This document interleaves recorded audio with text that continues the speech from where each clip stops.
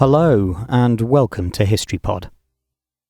On the 5th of April 1951, Julius and Ethel Rosenberg were sentenced to death in the United States for conspiracy to commit espionage.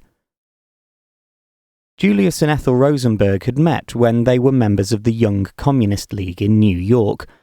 It was only after his previous membership of the organization was discovered that Julius was dismissed from his position at the Army Signal Corps engineering laboratories at Fort Monmouth in New Jersey.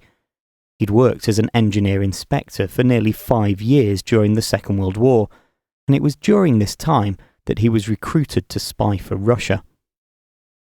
Rosenberg went on to recruit a number of other people who were able to supply secret information to the Soviets, including Ethel's brother David Greenglass, who worked on the Manhattan Project at the Los Alamos National Laboratory. He was arrested following a tip-off in May 1950 and named Julius Rosenberg as his contact.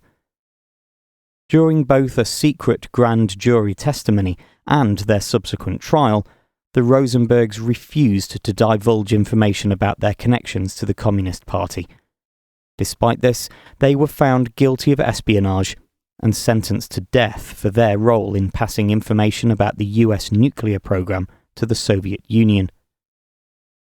Although there have been subsequent attempts to clear their names, the publication of decrypted messages from the United States Verona project in 1995 clearly showed that Julius Rosenberg was guilty of espionage and that Ethel was, at the very least, fully aware of her husband's activities and possibly even actively assisted him.